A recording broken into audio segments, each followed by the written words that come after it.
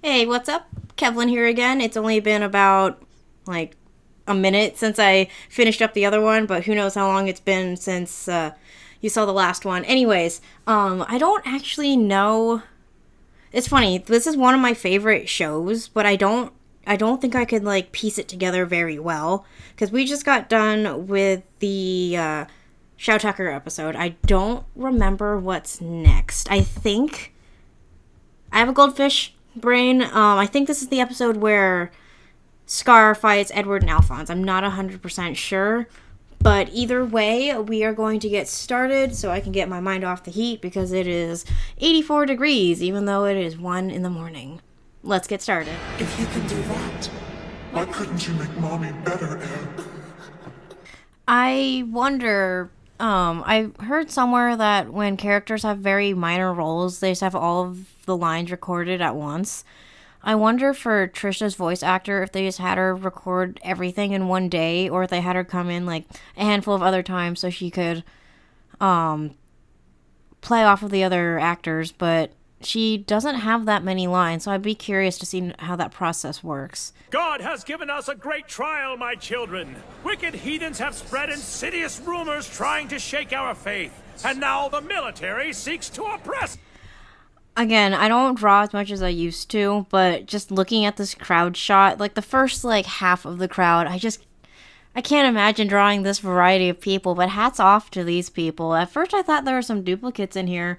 It might just be the same outline, just recolored differently, but just looking at it really quickly, I think a lot of these people look like, they don't look like duplicates, so it's hard to find a show that doesn't just have really generic NPC background characters. The Full Metal Boy's interference was irritating, but at least we were able to make it work in our favor. Looks like we'll finish up ahead of schedule. Okay, so technically, like, I know the homunculi are working for Father, and he's having them basically do his dirty work because he's too lazy to go outside. I don't know, maybe he's part vampire. But do the homunculi, outside of, like, doing whatever Father has them do, like, do they actually do other things? Like, do they have hobbies? I just think it's funny to think, like, do they have normal jobs? Like, Envy works at, like, a coffee shop or something.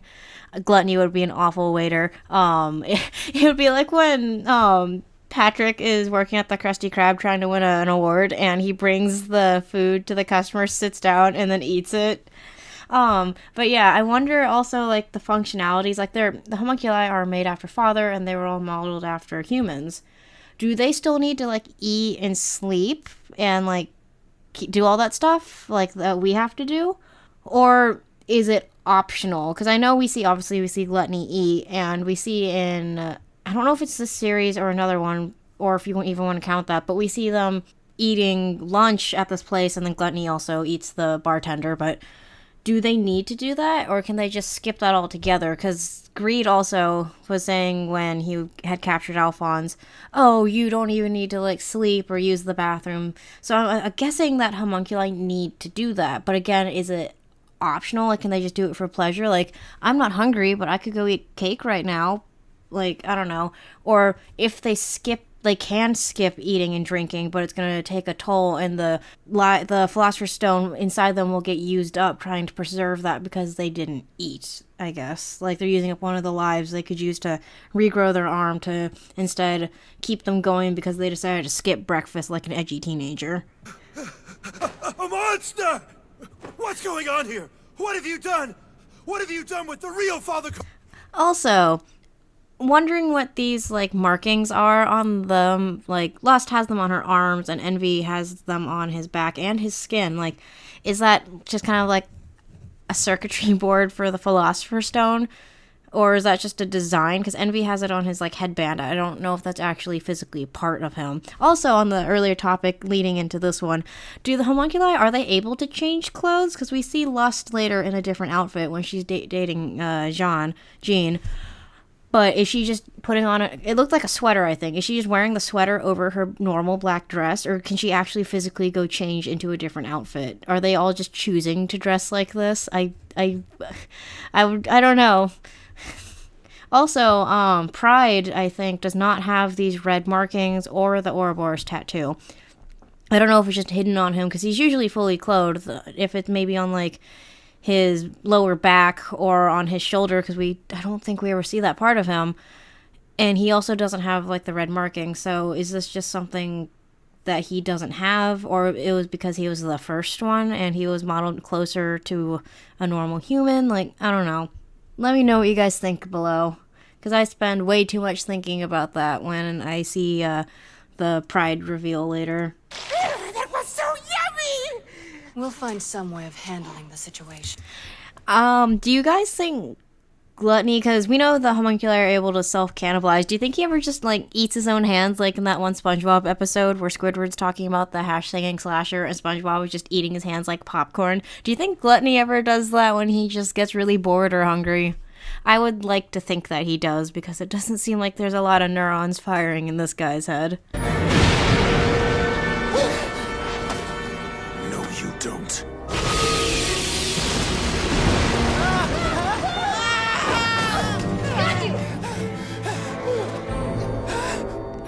That was honestly a pretty good catch on Alphonse's part, but just imagine just dangling by your leg in front of this guy. Like, I'm pretty sure Ed's life is flashing before his eyes.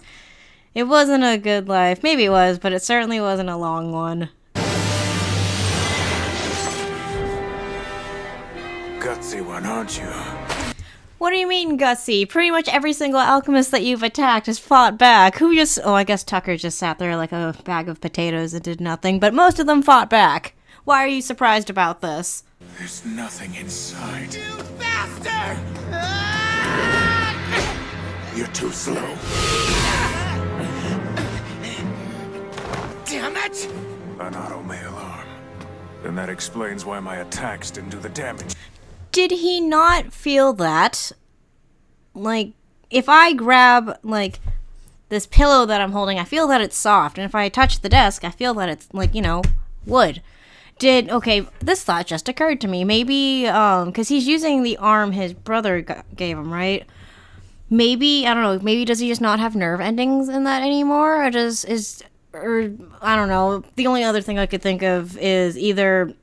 Okay, A, he just doesn't have nerve endings anymore.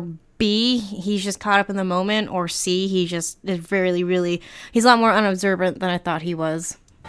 Stop! Don't touch him! No! No, you can't! Stop it!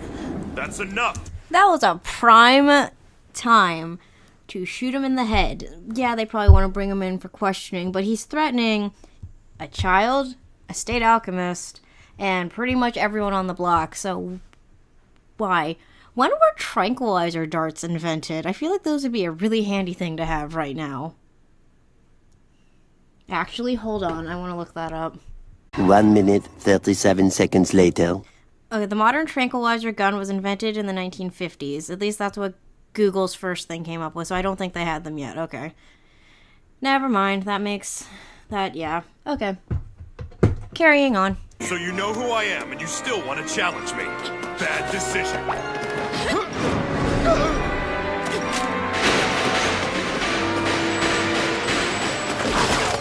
Hey, Hawkeye, what the hell did you do that for? You know as well as I do, you're useless on rainy days. Please stay back. Oh yeah, I forgot. It's kind of hard to get a spark going when it's raining, huh? It is fortunate Amazing, you can't amazing create your scene. blasphemous fillet. I'd like to see you try it! If he hadn't shouted, he might have actually got him. Why do people love giving themselves away? Just stop. Breathe through your nose. I won't allow you to abandon the possibility of hope and choose a meaningless death! Oh, great! And now my arms come off because my brother's a big, fat idiot! That whole scene from, like, Alphonse's little speech and the little blurb at the end, amazing. 10 out of 10. The Ishvalans were a race of people who lived to the east of us. They believed that their god Ishvala was the... Maybe I've just been playing too much Fire Emblem, but every time they, like, reference, like, the Ishvalans and having, like, dark hair and, like, red eyes, I just think of Rinka from Fire Emblem. I just think she looks cool, but then at the same time, she's, like, the complete opposite of the Ishvalans. They're, like, really chill, really relaxed people, and then Rinka is ready to throw hands with anyone that looks at her funny. Even after they were annexed into the country, I was looking at a map of Amestris a while ago. I don't know why. But yeah, we know some of the towns like Rezenbul, Ishval, Usewell. But then if you look at some of these other towns, they just... I'll see if I can find another one, but some of them are just absolute gibberish. Like, oh, what town are you from? I'm from this one. What is it? I don't know. I can't even pronounce it. It's like someone just smacked the keyboard, like, quick, we need a town name. And then they just handed the keyboard to someone to type in something, and they just smacked the keyboard a few times and called it a day. Many state alchemists were brought in to act as human weapons.